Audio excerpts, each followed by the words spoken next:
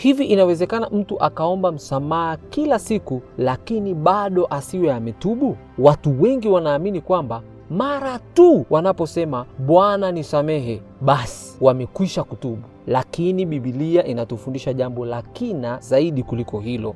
Leo tutagundua tofauti kubwa kati ya kutubu na kuomba msamaha. Wakati unaendelea kubarikiwa na video hii, usiache kusubscribe na kuniachia maoni yako.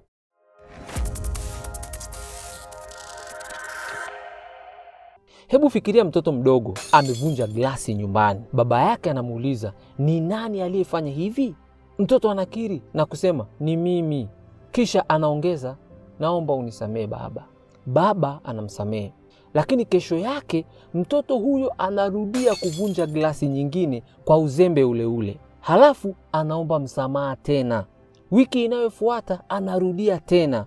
Hapa ameomba msamaha na baba amemsamehe. Lakini kutubu hakuishi hapo.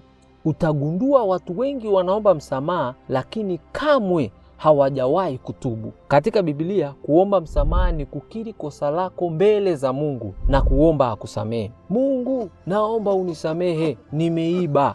Au nisamehe Mungu, nimesema uongo. Au nimezini. Hapa Biblia inatuambia hivi kwenye waraka wa kwanza wa Yohana mlango wa 1 mstari wa 9, tukiziungama dhambi zetu, yeye ni mwaminifu na wa haki hata atuondolee dhambi zetu na kutusafisha na udhalimu wote. Hiyo ni ahadi ya ajabu. Lakini Biblia haisimami hapo. Yesu alipokuwa anaanza huduma yake hapa duniani, hakusema tu ombeni msamaha, alisema tubuni na kuiamini Injili kwenye Marko mlango wa 1 mstari wa 15. Kwa nini Yesu alisisitiza kutubu? Kwa sababu kutubu si maneno ya mdomoni pekee. Neno la Kigiriki metanoia linalotafsiriwa kama kutubu lina maana ya kubadilisha mawazo, kubadilisha moyo na kubadilisha mwelekeo wa maisha. Kwa hiyo kutubu ni zaidi ya kusema nisamehe. Ni kusema Bwana, sitaki kuendelea kuishi namna hii tena, nibadilishe. Mfano mzuri ni Mfalme Daudi. Baada ya kufanya dhambi kubwa dhidi ya Mungu, Daudi hakuishia kusema tu nisamehe. Katika Zaburi ya 51 aliomba, Mungu, uniumbie moyo safi, uifanye upya roho iliyotulia ndani yangu. Ona tofauti hapa. Daudi hakutaka tu adhabu iondoke, alitaka moyo wake ubadilike. Hiyo ndiyo toba ya kweli. Lakini kuna mfano mwingine wa kusikitisha sana. Unaweza kumkuta mtu anaomba msamaha mpaka analia, jamani nisamehe, jamani.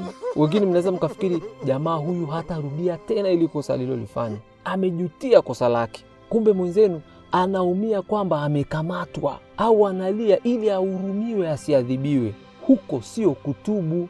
Leo kuna watu wengi wanaomba msamaha kila siku, lakini bado wanaishi kwenye dhambi zile zile bila kupingana nazo. Bado wana chuki, bado wana udanganyifu, bado wanaishi maisha yale yale. Kisha wanasema Mungu atanisamehe. Ni kweli Mungu husamehe, lakini pia Mungu anataka moyo unaotubu. Matendo mlango wa 3 mstari wa 19 inasema, tubuni basi mkarejee ili dhambi zenu zifutwe.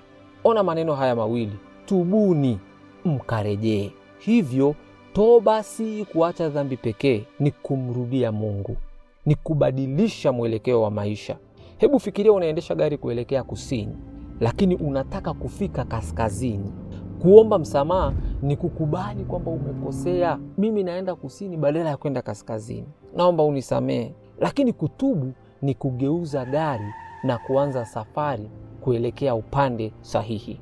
Ndiyo picha ambayo Biblia inatupa. Na uzuri ni kwamba Mungu akishaona nia ya kugeuka, anakupa uwezo wa kubadilika. Mwingine atakwambia, mimi napenda sana wanawake, sidhani kama nitaweza. Ni kweli, na Mungu anajua, na ndio maana anakupa msaada. Unachotakiwa kufanya ni kutubu tu, kuichukia dhambi na kukusudia kubadilika, na Mungu atakupa nguvu ya kuwa mtu mpya kabisa. Mpaka wakati mwingine, amani iwe nawe.